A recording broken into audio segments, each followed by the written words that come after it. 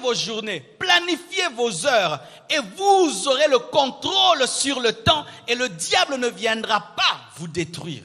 Ayez un plan, ayez des buts précis. Alléluia. Je termine en vous donnant cet exemple. Mon frère, venez. J'ai été touché par une vidéo sur Internet et pour vous dire qu'il y a aussi des bonnes choses, il n'y a pas que des mauvaises choses. Alléluia. Mon frère aussi, venez. Dans cette vidéo, ils ont voulu illustrer ce que j'ai dit. Une femme était en train de prier. Elle était une femme stérile. Vous allez vous agenouiller. Elle entre dans l'église.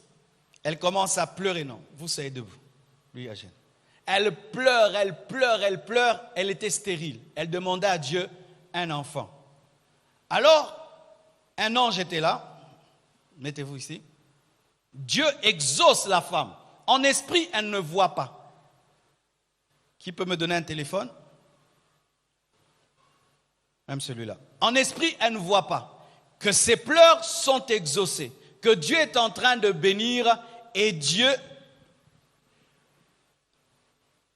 donne le bébé à l'ange et dit à l'ange d'aller lui donner.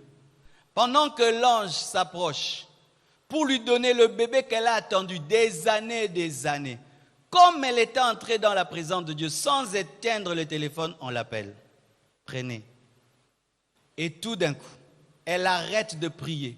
Elle ne sait pas ce qui se passe dans le monde visible, que c'était le jour où Dieu avait décidé de la bénir.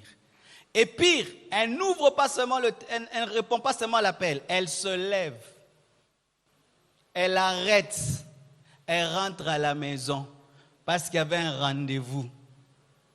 Et l'ange reste comme ça avec son bébé. Combien de fois cela nous est arrivé? Moi, j'ai compris ceci, qu'il y a des hommes qui sont les agents inconscients de Satan. Ce sont des sorciers qui s'ignorent. Ces gens qui appellent toujours les autres quand ils prient. Il y a des gens comme ça. Quand seulement tu entres, ils t'appellent. Bon, ça bien. Quand tu réponds, tu ne sais plus entrer encore. Depuis que j'ai vécu ça plusieurs fois, j'ai compris qu'il y a des gens à qui Satan ordonne d'appeler. Depuis ce jour-là, j'éteins mon téléphone ou je ne l'ai pas à côté de moi ou il est en mode avion. Quand je te dis que j'ai prié de 6h à 9h, j'ai prié dehors. Mon téléphone était dans ma chambre. Quand je t'ai dit que j'étais là de 12h à 16h, mon téléphone était dans la chambre. C'est-à-dire, même si on veut m'appeler, j'aurai ma bénédiction.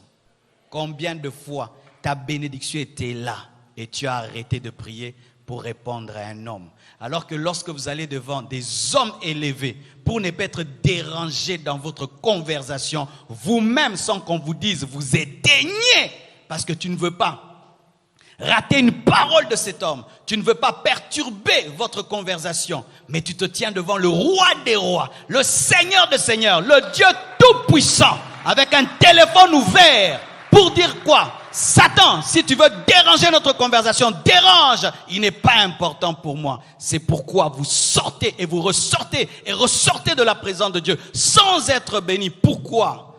Vous n'avez pas compris les choses qui se passent dans le monde spirituel. Que Dieu nous ouvre les yeux. Merci beaucoup. Tenons-nous debout. Nous allons prier. Et pas seulement prier, nous allons prendre des décisions. Alléluia. Prends la décision de devenir sérieux. Prends la décision de ne plus jamais être contrôlé. D'utiliser, mais sans devenir un esclave. Prions au nom de Jésus-Christ de Nazareth.